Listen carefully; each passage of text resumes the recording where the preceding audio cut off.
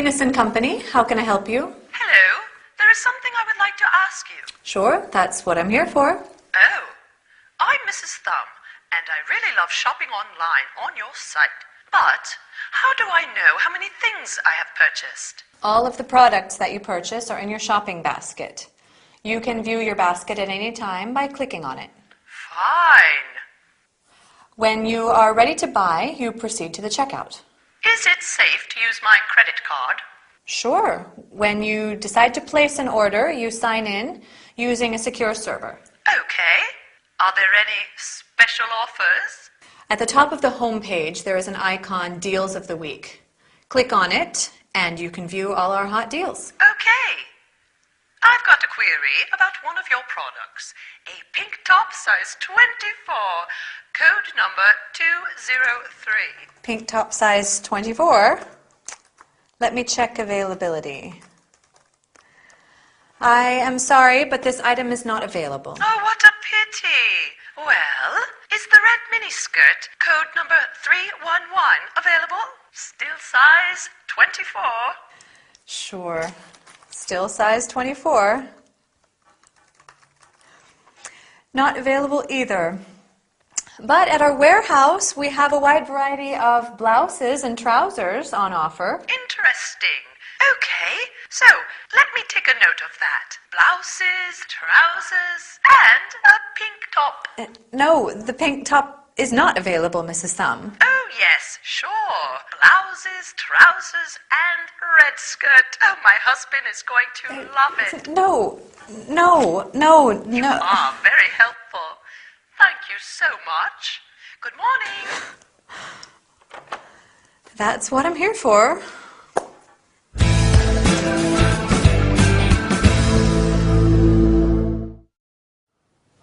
Hi, everybody. I'm sure that many of you are going to love this business session. We're going to talk about online shopping. Isn't it great? I love shopping online. Do you? In our scene, Mrs. Thumb visited a website that sells garments and calls the helpline for some additional information. Together with you, I would like to review the basic steps of an online shopping experience. Once you get to a website, you start browsing the products on sale. Browsing means to have a look at products. When you find a suitable item, that is, an individual article, you click on it to get more information. If you like the item, you add it to your online shopping basket. As Lucy says, you can view your shopping basket at any time, which means that you click on it to see all the products that you have selected. If you change your mind, you can remove an item. When you are ready to buy, you proceed to the checkout. The checkout is the place where you pay for the goods. To make a purchase, you have to register your personal details and a credit card number. Do you remember what Mrs. Thumb is worried about? She wants to know if it is safe to use her credit card. Lucy says that there is no risk because the website has a secure server. A secure server guarantees that others cannot intercept your ordering information. Mrs. Thumb is interested in special offers or hot deals. That means items that are sold at a reduced price. She is calling because she has got a query about one of their products. A query is a question, something you want to know about. Do you remember what the product is? Is it a skirt? A dress? Right, it's a top. A pink top, size 24. Well, in England, a size 24, a 22 in the US, is quite a big one. Lucy has to check availability, and unfortunately, the item is not available, which means that it cannot be obtained. Time to relax now. Our session is over. Bye for now, and see you soon. Interesting speech, wasn't it? Sure. While we are on the subject, I think the strategies proposed by Miranda are going to prove very effective. The report on our financial situation was very interesting, don't you think? Right. Speaking of interesting things, did you see your photo in yesterday's newspaper? You are kidding. What photo are you talking about? The photograph of you, jogging in the park. I can't believe it. Wait, I must have it here somewhere. Here it is. Good heavens, it's really me. What did I tell you? I look terrible in that old tracksuit, not to mention my sweaty red face. You always look great, you know. I'm not so sure about that. That reminds me of when I joined the triathlon club at the Serpentine. The triathlon club, wow. What was it like? I must confess I was not a great athlete. I see. It was then that I met my first girlfriend. Her name was Jackie, and she was so sweet. I met her before a competition.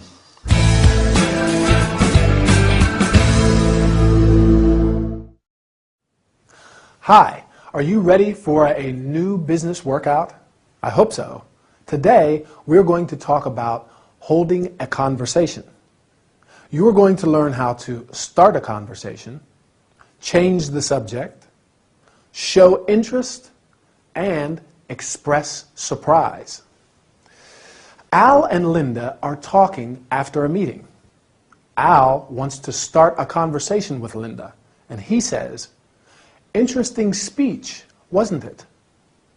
You can also say, "Interesting subject, wasn't it?"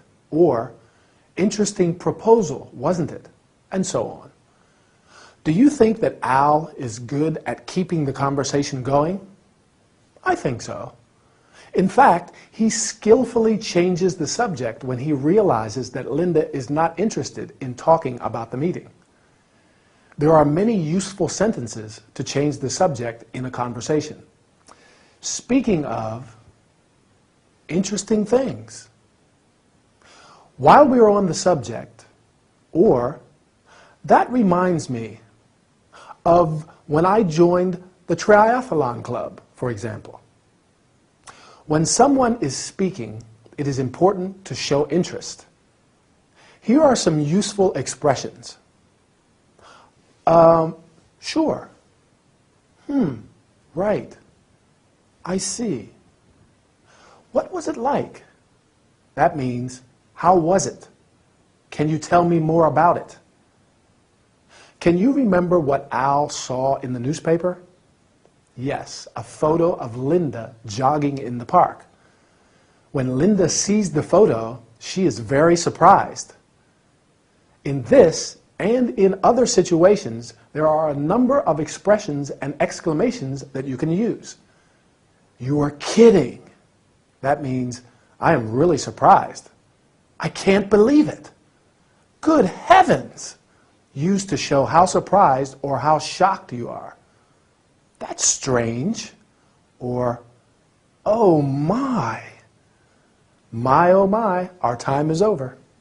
I hope you learned some useful expressions and exclamations today. Bye, and see you for another workout.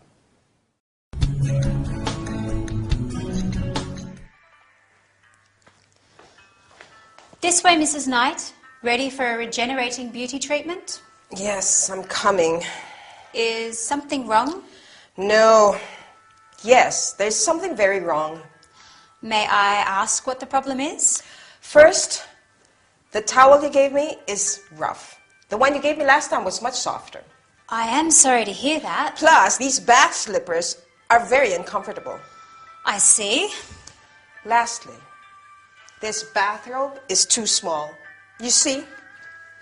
Is that all? No, it's not all. Every time I come here, I have to wait for ages. Mrs. Knight, if you want to avoid waiting, you'd simply have to make an appointment. You have our telephone number, don't you? Yes, I do. Instead of a pair of flip-flops that are not suited to your feet, ask for standard bath slippers. With a small additional payment, you can get cotton or linen towels that are much softer than these. Okay. And as for the bathrobe, you just have to tell us what your real size is. I've changed my mind. The bathroom fits perfectly.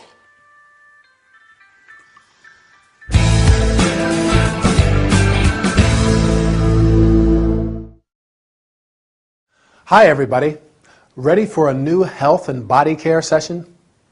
Would you like to try an overall beauty treatment? Exactly like our faces, our bodies need care and treatment. Today, we are going to see some terms related to bathroom textiles and related accessories. Textiles is a general term that we use to describe any product that is made from a fabric or cloth.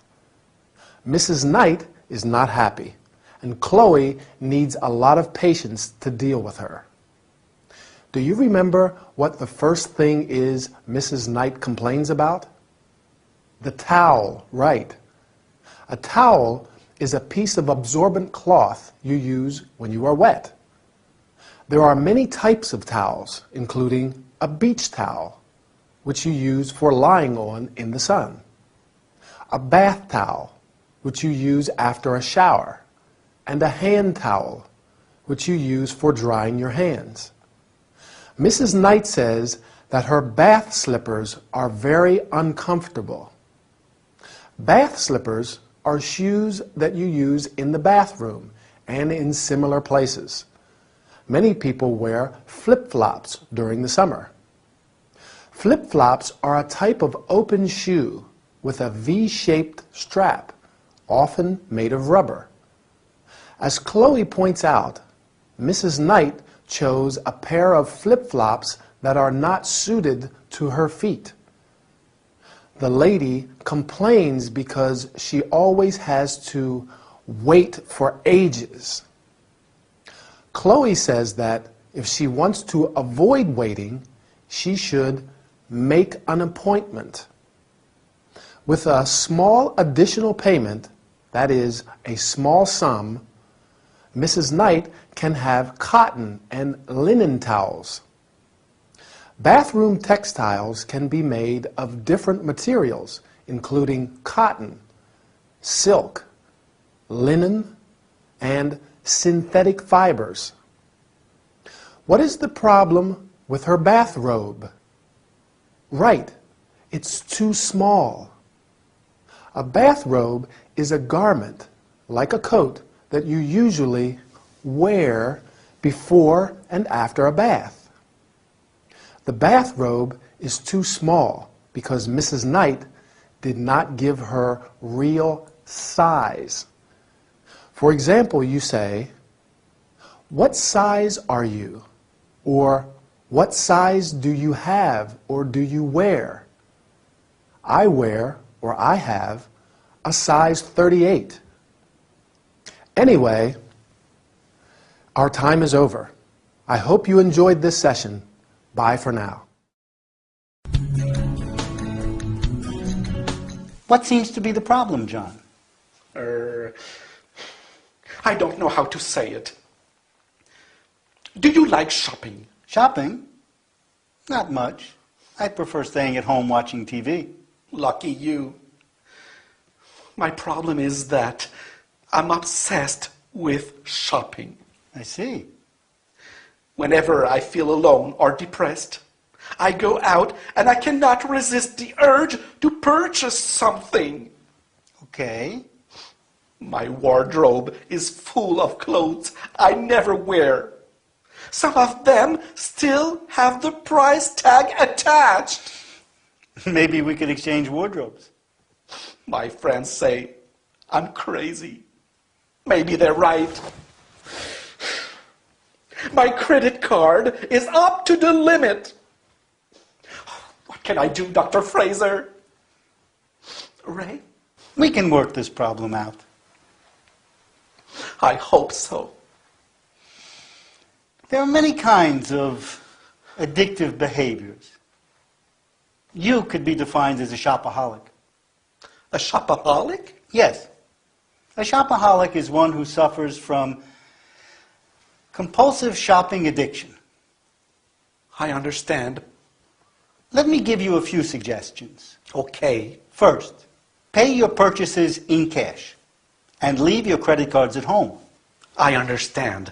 And when you go out, make a shopping list and buy only what is on the list. Okay. And avoid discount warehouses. Ah, Finally, when you feel the urge to buy something, do some physical exercise instead. right. This is going to be hard at first, but I am certain that you'll feel better in no time. Oh, Ray, thank you so much.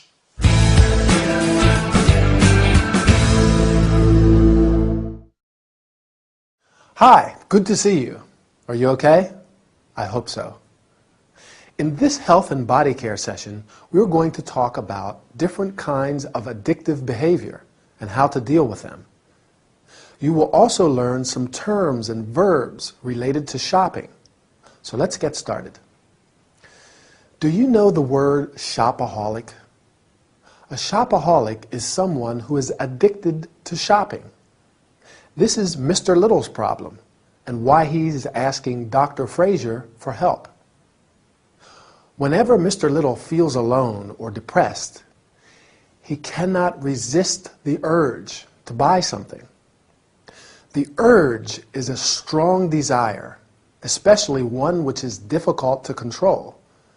This is an example of addictive behavior. We talk about addiction when there is a physical or psychological dependence, such as drug addiction.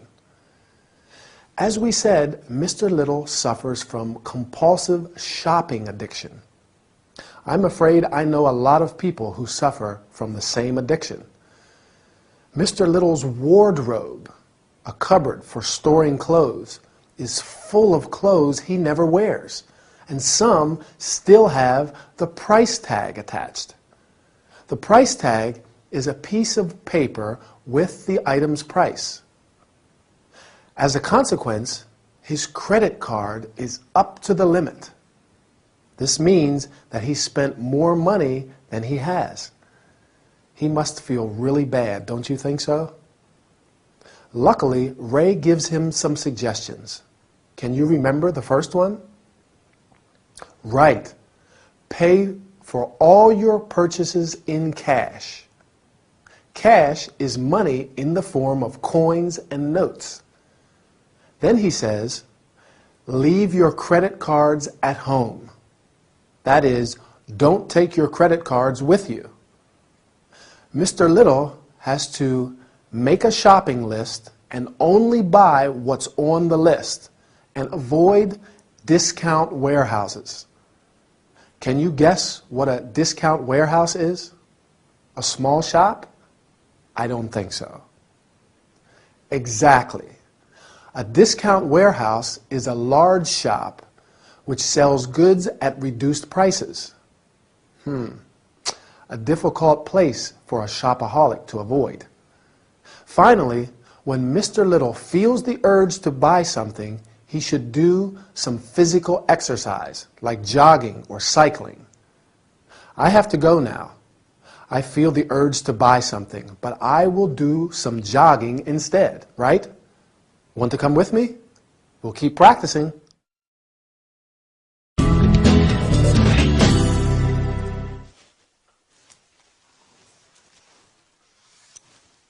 Have we got any red purses?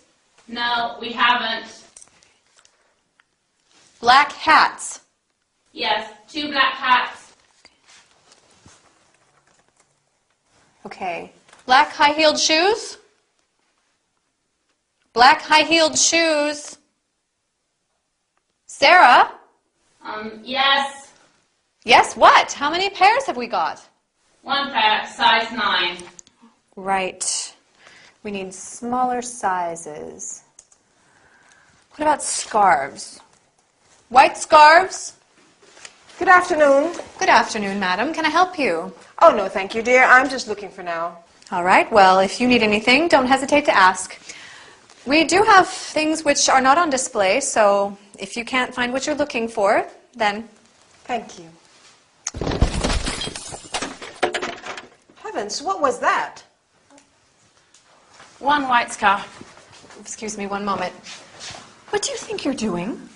I'm fine, thank you for asking. What? We haven't got any more hangers. The dresses were all in a pile on top of the empty boxes, and I couldn't find the white scarves. Are you crazy? Where do you think you are? At the market? Did you realize that this is a classy shop? I'm with a customer. This just isn't acceptable. Sorry, one moment. Now, go back and clean up the mess and put these dresses back in order. But we haven't got any more hangers to hang the dresses on. That's why. Yes, we have. They're in the box on the floor. Listen, Lucy, I only work here part-time, and every time I come back to work is more difficult. After a few days, everything is in a different place. You move things around all the time. Boxes are heavier and heavier. It's not my fault if the stockroom is a mess and I can't find anything. And another thing, I don't appreciate you treating me like this, especially not in front of a customer. I don't like it. If there's someone around here who should learn how to behave, it isn't me, it's you. Could you kindly call your colleague back? I'd like to try on this pair of shoes, but I need a bigger size. Sarah, you have a customer.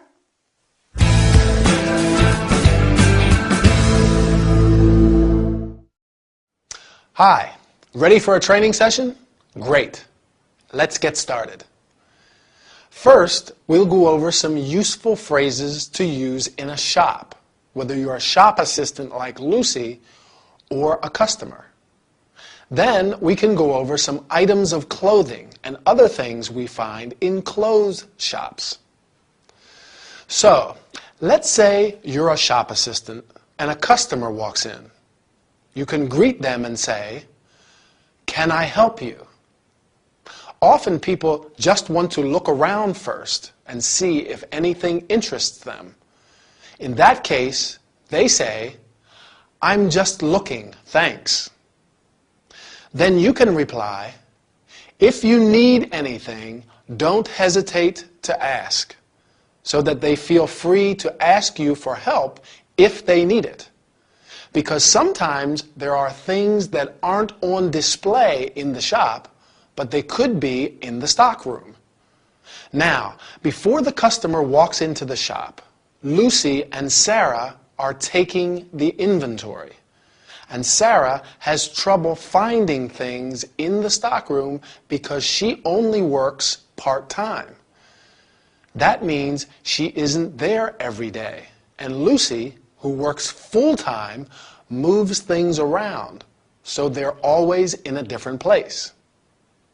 Can you remember some items of clothing and accessories they mention as they take the inventory? Purse, where ladies keep their money. Hat. Scarf.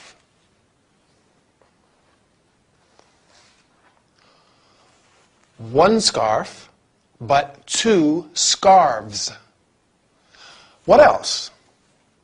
Oh yes, high-heeled shoes. There are women's shoes that have a high heel, often just called high heels. Do you wear high heels? I don't. When we talk about shoes, we say a pair of shoes. Clothes and shoes come in different sizes. What size are you? Or what size shoe do you wear? I wear a 9.5 or a 10 in the US. Now Sarah has a little accident in the stockroom because a pile of dresses falls on her. What does she need to put the dresses in order? Hangers. They're the things we use to hang clothes. Right. That's all we have got time for today. See you soon for our next training session. Bye.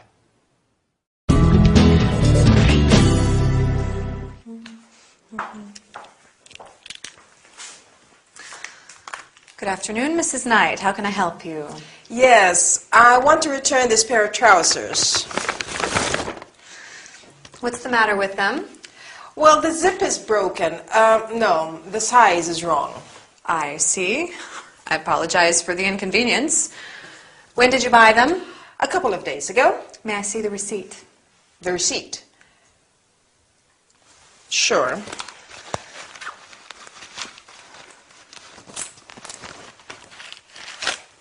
Here you are.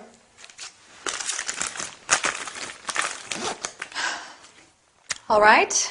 Do you want to exchange them with another item, or would you prefer a credit note? I would prefer a refund if possible. I'm sorry, but that's not possible. Well then, let me think.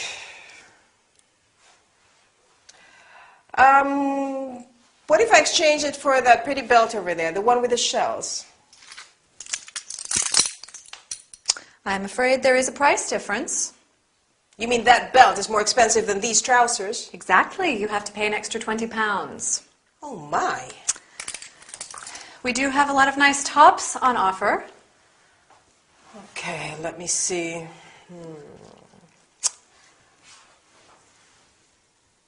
Maybe I can try this black top. Where's your changing room? It's over there.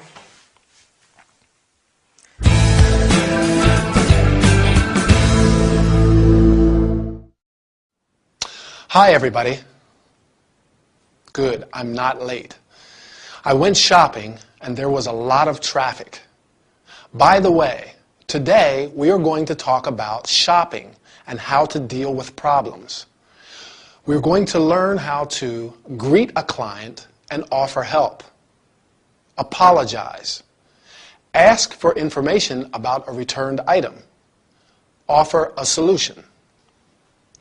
Lucy, the shop assistant, greets Mrs. Knight and offers help. Good afternoon. How can I help you?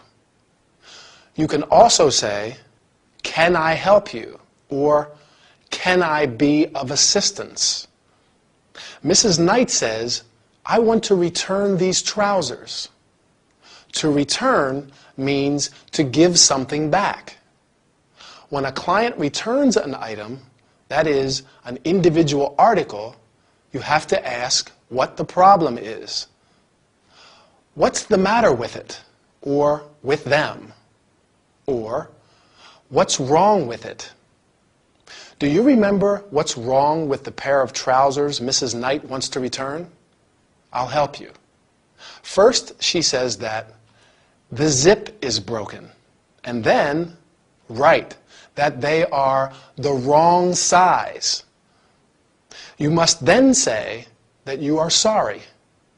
I apologize for the inconvenience. Or, I am very sorry. It is important to get some information about the returned item. When did you buy it? And may I see the receipt? The receipt is a document which proves that money was exchanged. Now let's see if you remember. Lucy asks Mrs. Knight if she would like to exchange the trousers with another item or receive a credit note. Yes. A credit note is a document which allows you to buy other goods of the same value as the item you returned. Mrs. Knight wants a refund. In other words, she wants her money back. But it's not possible. If you decide to exchange the item with something else, there may be a price difference. This means that the item you want is more or less expensive than the one you are returning. For instance, for the belt, Mrs. Knight has to pay an extra 20 pounds. Oops, time to go. I bought a nice sweater and I want to try it on. Bye and see you soon.